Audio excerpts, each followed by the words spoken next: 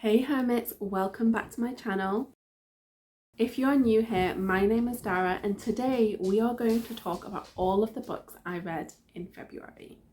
Okay, so I think this time around I'm just gonna go in order of books read just because it's a lot easier for me than to try and rank things or categorize things, because some of these defy category, they really do. And before we dive into the books that I read this month, I just want to say that February has been a sublime reading month. I read 12 books this month, which is the same as the number of books I read in January, but that's actually a surprise for me because usually I will start the year on a reading high and then immediately start going downhill. But the number of books I've read has stayed the same, but the pages I've read has been astronomically more. I know in January I read a handful of very, very short books, and this month I read a bunch of really long ones. So I feel like I've actually upped my reading game quite a lot. And not just that, but I found some new favourites. I found some new favourite books. I found some new favourite authors. And that's always a great month. So without further rambling, let's dive into the books themselves. The first book that I read this month was At Your Age, Eve Brown by Talia Hibbert. So that's the third installment in the Brown Sisters series. And I'm pretty pleased with myself for doing this. I have this terrible habit of reading the first book, at most the first two books in a series, and then just sort of losing steam, getting distracted and moving on. So actually concluding a series so early on in the year, that makes me feel good. It gives me this bump of accomplishment, which is always nice. And what really surprised me about this book is that it was actually my favourite of the series. I didn't expect to be saying that because I've heard a lot of chat about this series specifically, but what everybody seems to say is the sister you relate the most to, that's whose book you will enjoy the most. And I really related to Chloe for a lot of reasons. So she's self-employed, she's kind of an introvert, she feels very awkward, she has health stuff going on, that felt very me. Whereas Dani also felt very me. So she's very witchy, she's a workaholic, she has a lot of stuff around self-worth that she battles with. And so those two sisters, I was like, these are the ones that are most like my character. And I'd heard people talk about Eve as being the free spirit, and obviously she features slightly in the first two books, and she's the free spirit. She is a bit shiftless, she's always bouncing from one thing to another, she's very high energy, she's very colourful, she's very light-hearted, everyone loves her. That's not me. That is the opposite of me. So I wasn't expecting to feel that click with Eve, but honestly, this was my favourite of the three books. It really, really was. And I think it's because the similarities I felt between myself and the main characters were a lot more subtle and a lot more profound. I mentioned before that Eve is perceived as this happy-go-lucky, very popular person. Everyone loves her. But when you actually get inside her mind, you see that she's perceived as being popular because she bounces towards these different groups, and people always want to get in touch when they want something, but when it comes to her being vulnerable, there's nobody that she can really open up to. And that's something that I can really, really relate to. Throughout my whole school history, I was the person who would bounce between different friend groups, and I didn't necessarily feel like I had a profound connection with anybody. And it often felt like people were only interested in me when they needed something. And that's something that I've definitely carried around with me into adulthood too. I feel like people tend to reach out to me, people tend to text me or call me or want to do something when they need something from me. And that's not to say that everyone is like that. I have some really good friends, but that has been a big part of my experience in terms of friendships as a whole. And so the fact that that was really talked about really hit home for me and made me just connect with Eve and want the best for her. And I loved the love story that took place. The Jacob, the main guy, he was just an absolute gem, and I loved their love. I loved their love. And I could sort of feel more feelings about their story than either of the other two. And I don't know if it was the story itself or if it's the way I consumed it, because I actually read the first two via audiobook, whereas I read this one physically. And so I don't know if maybe that has impacted my feelings about it, because obviously, like, when I listen to audiobooks, I never just sit down and focus and listen to an audiobook. I'm doing something at the same time, so my focus is split. Whereas when I'm reading a book physically, I'm in that world. And so I don't know if maybe that has coloured my preference slightly, but whatever. Read it, really enjoyed it. Would definitely recommend. There were some really funny moments, as in, like, I laughed out loud to myself. Just really, really enjoyed it. The second book I read this month was a volume of poetry called Running Up the Wires by Kate Tempest. Now, towards the latter quarter of last year, I started feeling like I really wanted to get back into poetry. It used to be my absolute jam. I would read poetry all the time. But then, I don't know, like, things happened, I got distracted, interest changed, and I moved on to other genres. So when I decided that I wanted to get back into poetry, I went and bought myself a whole bunch of different random poetry collections. So I got some big anthologies from poets that I know that I love. And then I also got a few, like, slimmer volumes by poets that I didn't really know, that I'd never heard of, but was interested in experimenting with. And I wanted to do this because I wanted to learn more about what my taste is like as a poetry reader now that I'm a grown-up, because I was a melancholic teenager the last time I was in that poetry bubble.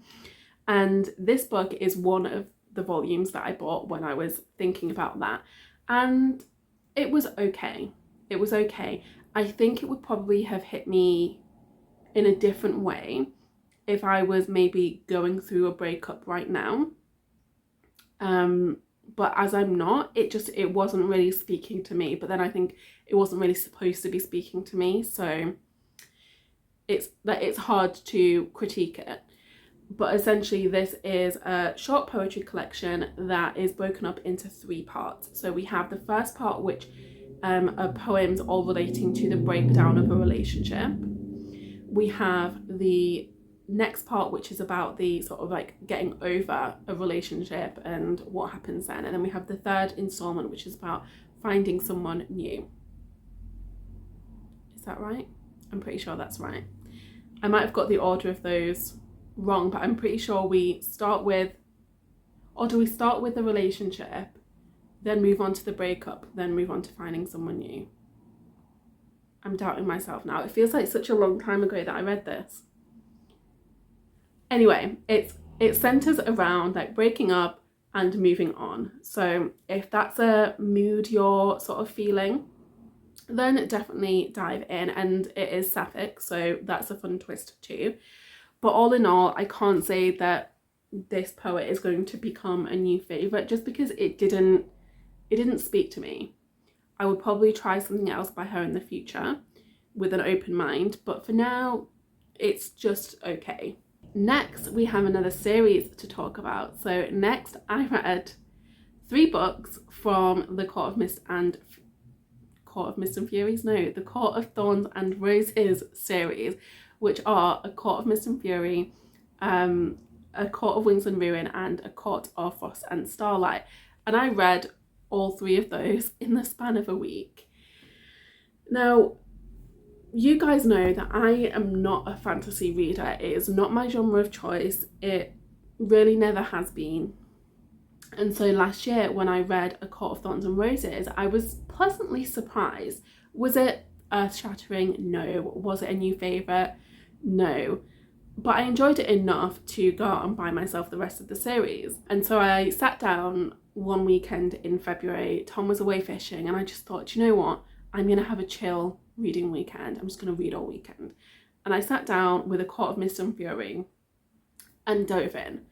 And for the first third of it, I was like, it's fine. Like, it's an enjoyable read. Like, it's not Again, not life-changing, not a new favourite, whatever. Like, I don't know why everyone talks about this as being like vastly better than the rest of the series. It's just okay. But then something happened, I don't know what it was, a switch went off in my brain and suddenly I was obsessed. And I got fully invested, my emotions got involved, and I powered through that volume. Then I dove straight into A Court of Wings and Ruin, and then finished off my Sunday night. The following Sunday night, just to be clear, it wasn't all in one weekend. The following Sunday night with A Court of Frost and Starlight. It was a good time. It was a good time, and I am at the point where I'm very excited to read the final book in this series, A Court of Silver Flames. My holder's come in from the library, so I will be diving into that probably tonight after filming this. But I would highly recommend this series if you, like me, are not a great lover of fantasy and turned off by the idea of lots of like complex world building and just, I don't know, like dense writing. Because my experience of fantasy prior to reading the series was very dense, and it was very just like sluggish, and it just felt like an effort to get through, whereas these are pretty quick paced. We have some like nice high action plot moments, but then we also have a lot of character explorations. This really got me in the emotions when we're looking at things like the found family aspect. A lot of the relationships were really, really lovely. And then, you know, I love a vengeful moment, so I want to like buck the trend here and say that A Court of Wings and Ruin was my favourite of the four. Yeah. Is that, yeah, I'm gonna stick with that. All in all, really enjoyed. I've lent my first four books to a friend already because I know that she's going to love them. Had a great time. Okay, the next book that I read was Maybe Someday by Colleen Hoover. Now, if you've watched my videos before, is that accurate? Because honestly, I don't know if I've posted everything. Like, I have this habit of filming a lot and then not editing or uploading anything. So when I say things like, oh, if you've watched my videos, you'll know this, it's probably not even accurate because I probably never uploaded the thing that I'm talking about. Anyway, I enjoy a Colleen Hoover book. I've never not just read one in like 1 or 2 sittings. The writing is always very easy to get through. The story is always compelling. The chapters are always short, which makes it very easy to read something quickly. And this was no different. Now, Maybe Someday tells the story of 2 neighbours, so they live opposite each other, their balconies look onto each other, and they strike up a casual friendship. Like, they don't know each other that well, but they can sort of like see onto each other's balconies, and they like say hi and bye and all of that stuff. Our heroine comes home one day and finds her boyfriend having an affair with her roommate and her best friend. So she very rightly storms out and needs to find somewhere to stay, and he invites her, he's got a spare room, so he invites her to stay with him. And it's really about their relationship as it progresses. And I really enjoyed it because, number one, I love romance. Number 2, I love friendship turning into romance. Number 3, I love it when there's a musical element. And he's a musician, so he writes songs, as in like writing the music, whereas she is also into music, but she writes lyrics, and so they start collaborating on some work. I love the representation. I love the twist. It was pretty believable.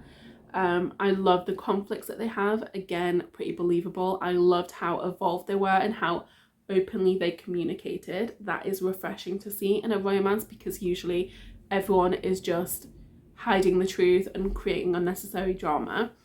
So all in all, I had a pretty great time reading it. There was a scene towards the end that didn't feel entirely necessary, but you know, we'll forgive it that little slip. Next, I read The 40 Rules of Love by Elif Shafak, and this was actually the book that I picked up on Valentine's Day when I really wasn't feeling a romance. You know, I'm a big mood reader. and I just wasn't feeling a romance. And so, but I thought because it's Valentine's Day, I should still have something that's like lovey-dovey or like something. So I actually picked this one up on my Kindle, and as far as I know, it's not a very well-known book. I haven't heard anybody else talk about it, but it tells the story of a woman who is like middle-class American. She's living this suburban life. She has this neat and tidy family. She makes some nice meals. She keeps the house nice. Like, that is her life, but she's sort of going through the motions. She's pretty unfulfilled. So she decides to get a part-time job.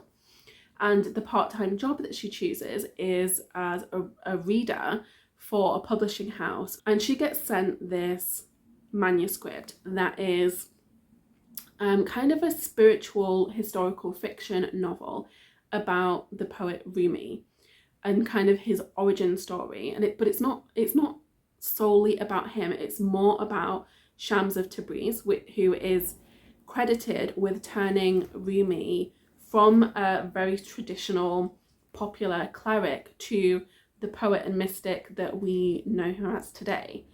And so it's this really interesting parallel story, because we are hearing from this woman's perspective as she is reading this novel and implementing the 40 rules of love that Shams shares in his story and his relationship with Rumi into her own life. And so you can kind of see the timelessness of these spiritual laws, because they work historically in the Middle Ages and they work in modern day America. And when she is reading this, there's something about it that really speaks to her soul. So she decides to look up the author, and she like reads his blog, and she spontaneously emails him. And they strike up this very unlikely friendship. He's a Sufi who is very spiritual, very adventurous, jets all over the world, but was born in Scotland. And they just start emailing back and forth, and they develop this really close relationship. And she has to really decide if this is the life she wants to be living. Does she want to stay in this very like safe, contained suburban life that she's built, or does she want to risk the future but live in the present with this man that she's only ever emailed? And so there are all of these parallel stories going on, and there's a lot of spiritual depth and philosophical concept to the story. The writing is very beautiful, it's very lyrical, it's very slow. This is a novel that you would take your time with. It's not something you're going to rattle through in a day. But all in all, it was an enjoyable read. Is it an all-time favourite? No. It didn't really get me in the feelings the way I like books to touch me. It was more of a thinking book. So it made me think, it was thought-provoking, it made me consider things in a different way. There were lots of quotable moments, but it wasn't something that gave me that 5-star feeling. I would recommend it though, and I have heard great things about this author's other books, so I definitely do want to dive into some of those in the future. Next, I found some new favourites. I really found some new favourites. So whose booktube video was I watching? I want to say it was Crystal's Bookish Life. But she did this video about books that made her believe in love or something like that. And she mentioned this book called Still, which is the 3rd installment in the Grip trilogy by Kennedy Ryan. And something about the way she spoke about it just made me think, this is what I need. This is what I need, because I was just in that mood to be completely engrossed in something. And so I looked up this book, realised that the whole series was on Kindle Unlimited, and obviously I'm not going to go in with book 3, that would be insane. So I started with book 1, which is a novella called Flow. And Flow tells the story of the meeting between our 2 central characters. So we have Bristol, who is this wealthy debutante from New York who is travelling to LA to meet up with her estranged brother, who a few years previously had emancipated from the family. And her brother is working when she arrives, so he sends his best friend Marlon to pick her up from the airport. And Marlon is like a wannabe rapper. He's from Compton. Like they have very, very different lives. And when they meet, there's just an immediate connection. There's immediate chemistry. But obviously, he's like not going to do anything with his, not just his best friend's sister, but his best friend's twin sister. And she's obviously like there to reconnect with her family, so not trying to get involved with anybody. And this novella tells the story of those 7 days while she's visiting, and the connection that unfolds, and something happens right at the end that really makes it clear that they are not going to get together. Like this is not going to happen. And she flies back to New York to finish her time at Columbia. Then we have book 2, which I read next. And this one is called Grip. And this tells the story of, I want to say 8 years later. Yeah, 8 years later. She is now living in LA. She is managing her brother's career. So I don't think I mentioned this. Her brother was a very well-known child prodigy. He was a concert pianist. And one of the reasons that he got emancipated is because his parents were like crazy showbiz parents. And she studied music and business, and because her passion, her mission was to become his manager and help him have the career he wanted to have. So she is in LA managing her brother, and they started a label together, and so she's managing some other artists. And Marlon, whose stage name is Grip, by the way, is one of the artists she now works with. And their connection is undeniable. They still have that click, but they are not together. They are just friends. But you can see that both of them really want it, but Bristol is very clear that it cannot happen, that she cannot trust him, that things will go wrong, that she will ruin the record label, all of these things. So she does everything she can to make sure that that relationship doesn't happen. And I don't want to really give much more away, but it is such a stunning romance. And what I really loved about it is nothing was contrived, nothing was unbelievable. There's an honest to God villain with a real like dramatic plot point. And how often do we see that in a romance? Usually it's like very, like we don't get a villain, we just get someone who isn't quite as good as the main character. But this time we have an actual villain, and it was just stunning. It was beautiful. The writing is epic. And then the third installment, oh my God, like I can't really tell you what that's about without spoiling book 2, but I loved it. It made me cry. I was sat there on the couch with tears streaming down my face. And I am somebody who hasn't cried since 2019. So that's saying something. I don't just cry at the drop of a hat, but it really got me. It really got me. And this series will go in the Hall of Fame as a favourite of all time. I will be buying the physical books because I want them in my house. I just want to have them near me. So, so, so good. So good. So good. So good. And then, because obviously I was very much in a Kennedy Ryan bubble, I decided to pick up the first book from another one of her series. So this is from the Soul series. And the first book is called My Soul to Keep. So that's the one I read. And this one, I probably should have read that series before the Grip series, because this tells the story of Reeson and Kai. Reeson is Bristol's brother. Kai is like his love interest. But their story has sort of concluded and is featured in the Grip series. So if I could do it over, I would probably read the Soul series first.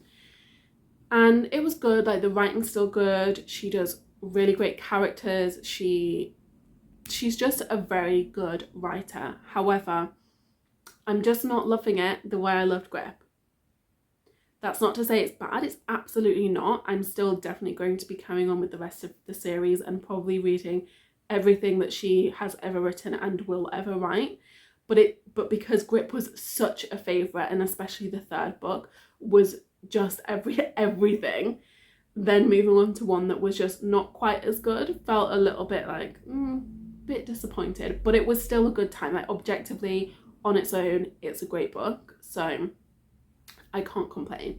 And then last but not least, I listened to the audiobook of Karamo by Karamo Brown, who is the culture expert on Queer Eye, and had a thoroughly good time. He narrates it himself, which I always love in an audiobook, and I loved hearing more about his story and his evolution and his interpretation of culture, because something that I remember from the early seasons of Queer Eye is that they treated culture very much like, oh, like go to a gallery, go to a show, and his vision was really to have culture be about our internal world, like our internal culture, like the culture of our communities, things like that. And I love that interpretation so much. As a life coach, that's my profession, that is something that I'm really, really passionate about. And so hearing his attempt to bring that to the mainstream, and also how he got there, so how he learned everything he knows, the struggles that he went through, the challenges that he's faced, the mistakes that he's made, because he's very honest and upfront about his own mistakes and the things that he has to take responsibility for. All in all, it was just a really good time, and he tells the story with such warmth and such wisdom. I really enjoyed it. I thought it was a good time. So that was book number 12 of February. So those are all of the books that I read this month. Like I said, it was a really good reading month. Found some definite favourites. And honestly, I'm just looking forward to March. I think March is going to be just as good a reading month as this. I'm putting it out there. Yes. More good reading months, please. Anyway, if you have enjoyed this video, then please do consider hitting subscribe or leaving me a comment below. I would love to hear what your favourite read of February was, so pop down there and stick it in a comment. Once you've done that, I will love you, I will leave you, I will let you have a fabulous rest of the day, and I will talk to you next time.